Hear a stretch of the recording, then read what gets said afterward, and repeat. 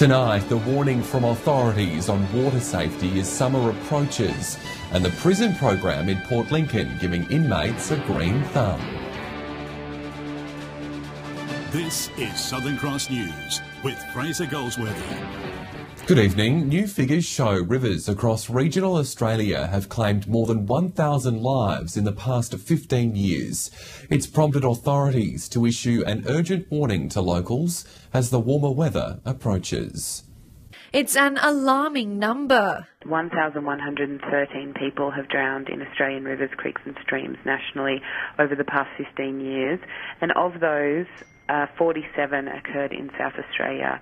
The data collected by the Royal Life Saving Society found that men are most at risk, with over half who drowned having alcohol or drugs in their system at the time. South Australia actually has the highest proportion of male drownings, with 87% male. The numbers also show nearly 3/4 of the deaths were locals who drowned within 100 kilometres of their home. Local rivers and creeks in the mid-northern Yorke Peninsula change hourly, depending on water flow and rainfall, with the ever-present threat of submerged tree stumps. People who visit Port Pirie River, the Solomon Town Beach and other rivers in the area to, be mindful of the fact that these river environments are very changeable. Experts say as the mercury rises and a dip in the water becomes enticing, there are a few steps to follow to ensure your day out doesn't turn into a tragedy. They say wearing a life jacket when boating or using watercrafts is a must. Avoid drinking alcohol, never swim alone, and most importantly, learn how to save a life this summer. Encouraging people who visit Solomon Town Beach on the Port Pirie River and other rivers in the Yorke and Mid-North area to, observe these 4 simple safety steps that they can use to reduce their drowning risk in rivers. Rachel Nell, Southern Cross News. The company putting forward a bold plan to build a pumped hydro power plant near Port Augusta says it's an economically viable option. Representatives from Energy Australia have returned to the region to share the findings from a feasibility study into the facility. Pumped hydro isn't a new concept, but the 225 megawatt plant being proposed for Coltana Land would be the first to use seawater in Australia. The general outcome of the feasibility study is the project that we've conceived at Port Augusta can provide a large amount of energy storage using pumped hydro and is technically and economically feasible. The study was partially funded by the Australian Renewable Energy Agency and recommended that the project was technically feasible, but that the company should conduct more engineering work to find more accurate costs. The information session gave locals a chance to raise their concerns with the company about water access on the Gulf and its proximity to nearby tourist destinations. We do need to think very carefully about the interface between the powerhouse and the coastal environment and make sure that we do alleviate those issues. I'm here at the Shacks, a popular local getaway that will be just a few hundred metres away from the proposed pumped hydro site. Locals have expressed their concerns over noise and light pollution, and Energy Australia says they're valid points that they'll need to address.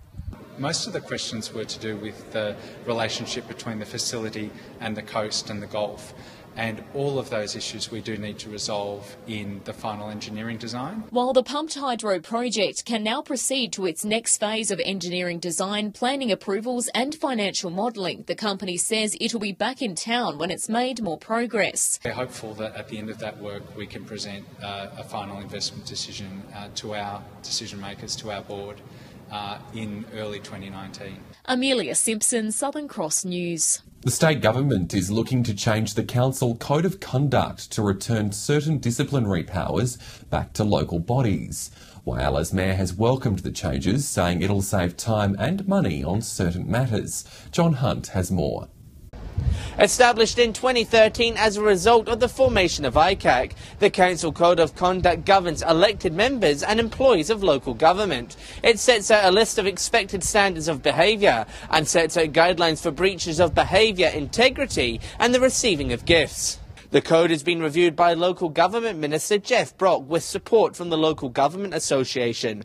One change likely to happen is returning the powers of investigating breaches of behaviour back to each authority. ICAC Commissioner Bruce Lander has criticised current procedures, saying his office was clogged with trivial matters. A fair while ago, each council had their own codes of conduct for behavioural issues.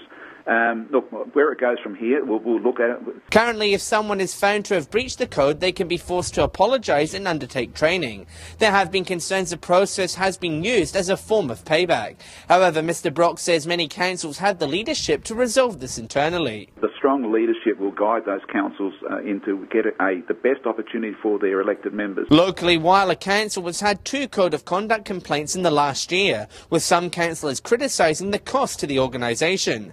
Mayor Lynn Brewer has welcomed the changes, saying it will help reduce the time taken up by these issues. A lot of work by staff, a lot of work by elected members, and then a lot of work at the other end. So it will save time, it will save money, but it also stop a lot of the nonsense. The review is expected to be completed later on in the year, and then councils and local government will work together to implement any necessary changes in the next year. A new initiative at the Port Lincoln Prison is offering inmates the chance to get a green thumb as part of a prisoner work program. Local businesses and restaurants are now getting involved in the program, which is a first of its kind on the EP. Tomatoes, lettuce and cabbage, they're everything you would find in a typical veggie patch. But this produce is surrounded by barbed wire, and it's not to keep the pests out. Here is an opportunity for engagement for prisoners to get some worthwhile prison time and learn some new skills ready for release. A new initiative by the Port Lincoln Prison is allowing inmates to get their hands dirty in a bid to reduce inmates from committing another crime when they're released. It's all part of a push by the government to reduce reoffending by 10% by 2020. Ensuring that people get accreditation so that they have employment opportunities on release. But it's not just the inmates who are growing. Local businesses and restaurants are supporting the program by using the fresh produce. A great example of what prisons can do to assist or to help local businesses grow. One of those businesses is Peter Tickle Wines. New executive chef Josh Harris says the program's unlike anything he's experienced before. The prison is remarkable, and I feel very privileged to be a part of it and to also utilise the skills and the services of these guys to create some amazing food. He's not the only one the program's impressed. The wider community is getting on board and supporting the initiative. Helping them to develop some skills for when they're, re-entered back into society. And, there's a number of fantastic suppliers out there for great fruit and vegetable products. All funds raised from the local produce go back into prison programs, which councillors say are vital for developing inmates' potential outside prison walls. They actually take a lot of pride in what they do and enjoy the time, weeding and growing and getting some benefit out of just being outside in the fresh air. Jason Kemp, Southern Cross News. Still to come in tonight's local news, a new Mid-North sheep sale yard opens to great success. Details next.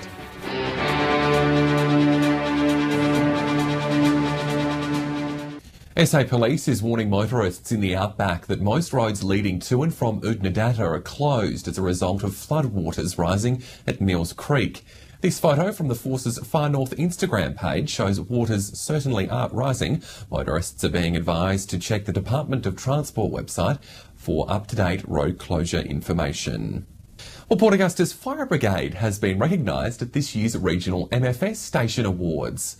5 stations from across the state were recognised after tough assessment nights earlier this year. It's a coveted award regional MFS crews around the state work hard to achieve. This year, among Renmark, Berry and first placing Mount Gambier, Port Augusta took out second place, as well as most improved, leaving Port Augusta's MFS station officer proud as punch. Yeah, but absolutely over the moon and very proud of the crews that I have here. The audit and proficiency assessments were held in August, involving gear checks and an on-the-spot drill. This year, a mock chemical spill put crews through their paces, where they had to determine what the chemical was and set up decontamination zones. The thing is, with the inspection results, it could be anything up to, maybe 3 or 4 points difference between the first and 16th station.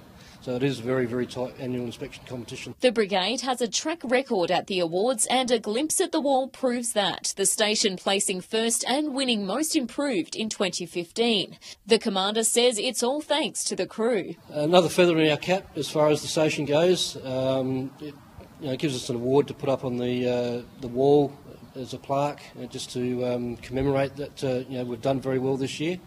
But it just highlights the operational readiness we do have here, and how well our crews are trained and drilled, and it's a credit to the entire station. For those who think they have what it takes, Port Augusta's MFS is looking for new recruits. So they can go to the MFS website and follow the links through to the retained and what they need to do to become part of our team. Amelia Simpson, Southern Cross News. The Salvation Army will be holding its MoneyCare financial counselling service in Broken Hill later this month. The charity says more and more Australians are falling into debt, with an increasing number of people turning to them for help.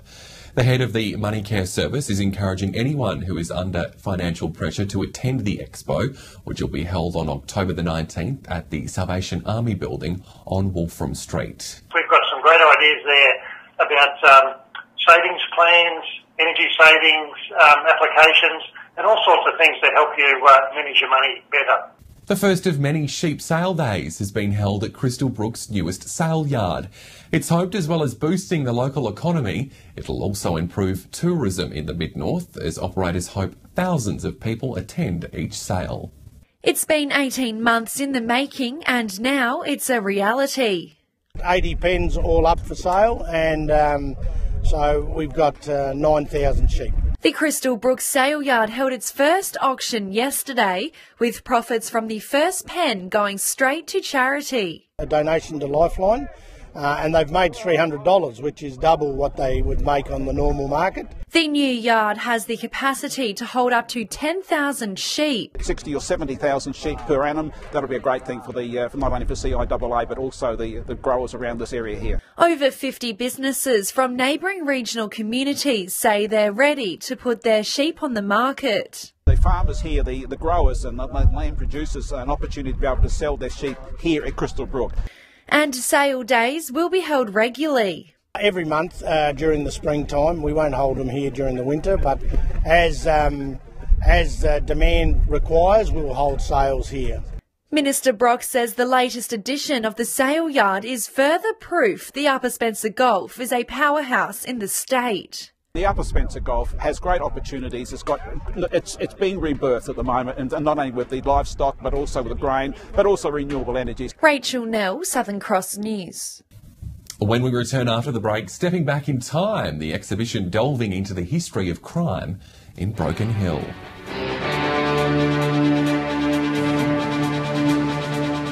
A new exhibition at the Broken Hill Library is delving into the history of something a little different. Captured Portraits of Crime examines the unique past of the jail system in New South Wales, and curators say it shows the stark difference between the criminal world now and then. A step back in time into the world of crime. So Captured Portraits of Crime is an exhibition that explores the stories of men, women and children who were incarcerated in New South Wales jails from 1870 to 1930. The exhibition features a wide selection of archives and images from over 40,000 inmate records and 200 jail description books. The most interesting stories have been compiled into this compelling display. There's a whole raft of reasons as to why someone committed an offence, and in some cases offences were committed and people incarcerated for crimes that are actually not crimes today. The prisoner mugshots have been restored, and it's hard to believe some are a century old. Not only do we have the story of the prisoner as written in their jail record, we have their image, and together that is really compelling information. The exhibition also showcases the history of the Broken Hill Jail, as it celebrates its 125th anniversary. Not many people know that the local jail stored the Constitution of Australia and the Netherlands during the Second World War, as well as all of the Bank of England's gold, which was valued at around £50 million. Part of the exhibition are newspaper articles with then Prime Minister Ben Chifley saying it was one of the best kept secrets of the war. And it's a way to get a different kind of window into the history of New South Wales, and also, within that, the story of Broken Hill. The exhibition will be on display for the next 4 weeks. Patrick Reinke, Southern Cross News. Well, next week marks National Mental Health Week, a time when Australians are encouraged to discuss mental illness. Uni SA is getting on board by hosting a wellness festival in Whyalla in a bid to help locals understand how to get help if they need it. 1 in 5 Australians live with a mental illness, and even more in our regions. Yet the stigma remains, with many unwilling to talk about their issues or seek help. I think it may be associated with being incapable to engage with society that we live in today, which is completely wrong. Mental health has been a key talking point in Whyalla, as recent pressures have placed stress on the local community. Experts say it's critical people are open and honest about how they're feeling, and feel supported when they ask for help. So it's a free event with plenty of great community organisations and agencies being involved. With plenty of engaging, fun, hands-on activities at each stall as well. In order to tackle the issue, Uni SA is hosting a wellness festival on its front lawns next Friday. Organisers say it'll be a day of fun activities, mixed with spaces where people can get information and help from local professionals. A lot of stigma around the words mental health, so it's very important to look at mental health as being a general holistic wellness, and it's multifaceted and lots of factors. John Hunt, Southern Cross News. Weather's up next, but first, fishing tips, where we see what's biting around the Gulf.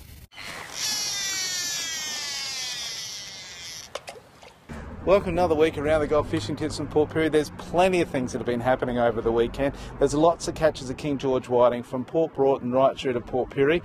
A lot of the deeper drops are working much better. There's a huge school of kingfish floating around the Port Augusta area. You have a look on Facebook, so you'll see the size of it, massive in size, great fun to catch. Lots and lots of salmon also at Port Broughton that we've been talking about for the last couple of weeks, but you're getting the first taste of our blue swimmer crab, so make sure this weekend you get the boat dusted off and get out there and enjoy. G'day and welcome to this week's Fishing Tips from Port Augusta, Jewel of the North.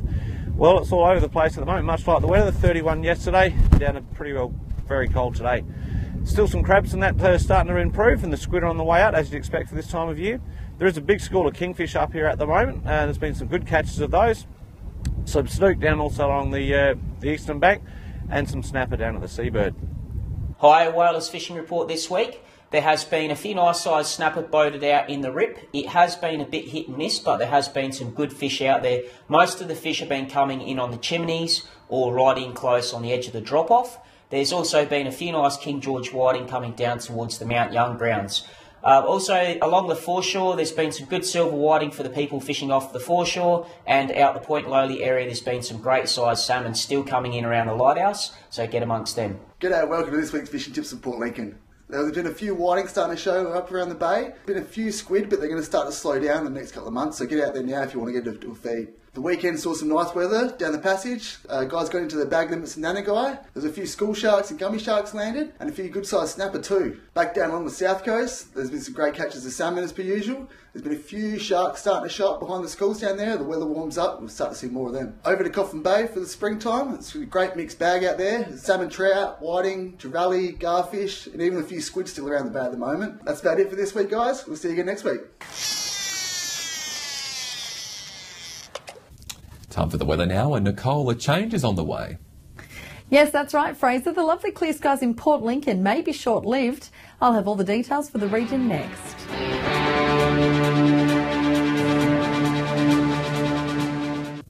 Welcome back to the weather now. The blue skies have continued throughout the week for Port Augusta. This lovely photo was taken by Christopher Maul towards the Red Cliffs on Tuesday. And looking like there was plenty of sunshine on offer across the rest of the region. Fun in Port Augusta and a bit cooler too for 22. A top of 25 in Broken Hill, 20 the maximum in Whyalla. Can't seem to shake off the rainy weather in Port Lincoln and Port Pirie, and a sunny one in Adelaide for 18. To the satellite now, cloud pushing across South Australia is bringing patchy light rain and a few storms in the west. On the Gulf waters, southeasterly winds of up to 20 knots expected. Seas up to 2 metres with sunrise just after 7:10, sunset pushing 7:30. Having a look around for tomorrow, another perfectly fine day on the way. Temperatures are a bit cooler, seeing a top of 23 in Port Augusta, 21 the maximum for Whyalla and Broken Hill, dipping below the 20s in Port Lincoln and Clare for 18, and just on 20 degrees in Adelaide with plenty of sunshine. Looking ahead, a bit of cloud about to kick off the weekend in Port Lincoln before it clears up Sunday. Plenty of sunshine on the way in Cleve for 26 Saturday, and the odd shower about in Woodner before it clears up on Sunday. A few showers about in Whyalla on Saturday, but looking like a good one to have a barbecue Sunday. Wet weather continuing all weekend in Port Augusta, and looking like it's off to a good start in Kadina before showers set in to wrap up the weekend. And much the same in Port Pirie, a bit of cloud about Monday, but still warm for 25. Clear over the next few days in Clare before showers set in Sunday, and plenty of rain on the way after Friday, showers continuing right through till Monday. So we're in for a few good days, but showers are on the way. Thanks, Nicole. See you tomorrow. And that's Southern Cross News this Thursday. Thanks for your company. I'll have updates later. Until then, have a lovely evening. Good night.